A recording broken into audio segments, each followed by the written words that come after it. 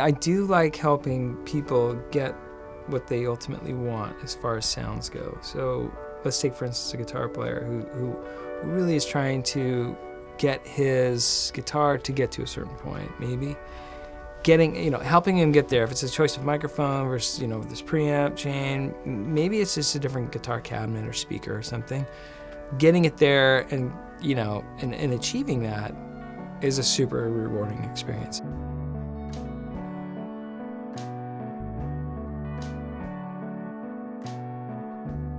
My name is Chris Dugan.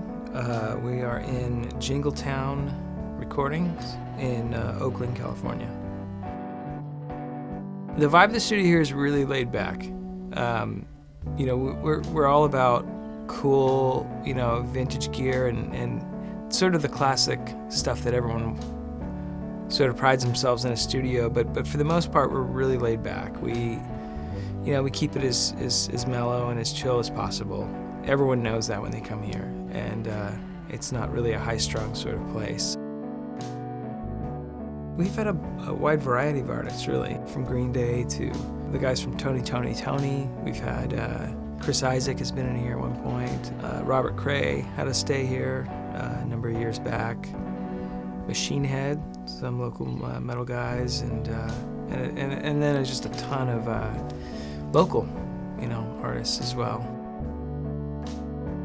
I caught the bug recording when I was a young kid. I played drums and I was in a band, and I think when you're in a band and you're starting out in the early 80s or mid 80s, when what was around to actually sort of record things was like 4-tracks and these cassette recorders and those types of things. And I was the one guy who was able to operate it, and that's sort of what started it for me. I was like, well, I'll give it a shot. I'll figure this thing out. And the bug that I caught sort of in doing it was just the sort of the whole playback. If you do a take, you do your first take and you want to listen and you hit play, and it's that sort of magical moment of going, wow, we just did that. And you hear yourself for the first time. You go, whoa, that is cool. Or you overdub something. Overdub was such a big thing when we were younger, and it's like, I can put something else on this, and as soon as you do that, you go, that is awesome. And that was the excitement for us, was listening back and hearing that sort of moment that you've captured. And that was the bug that I caught, and got me sort of, following on this path of, boy, wouldn't this be cool to do this for a living, We were looking for an old vintage Neve. That was the plan. It was like, let's get a kick-ass rock and roll console. Let's do it. Let's really do it. And so I started to sort of do this comparison thing where I was like, I could go down and buy this one board off this guy who's got a studio in Santa Monica, and it was a great price, but at the same time I went, if I go with Mike and I go with Vintage King, I know that no matter what, I'll get this thing completely rebuilt. It'll come back spotless. And of course, if I need anything, I can call him and get it solved and whatever. And so for us, it was, it was a no-brainer. Energy in music is inspiring to me.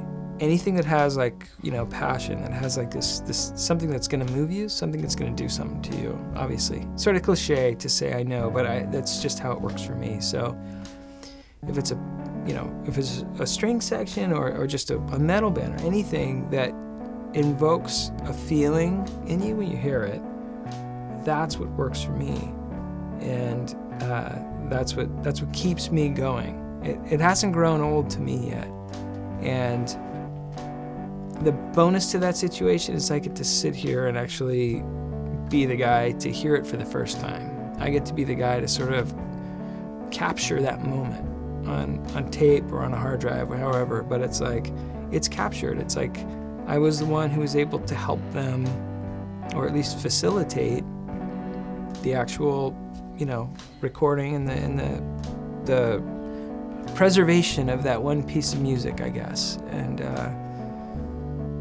if it's moving music, if it really does something to you, it keeps me going. I'm not over it yet. I'm not done. So.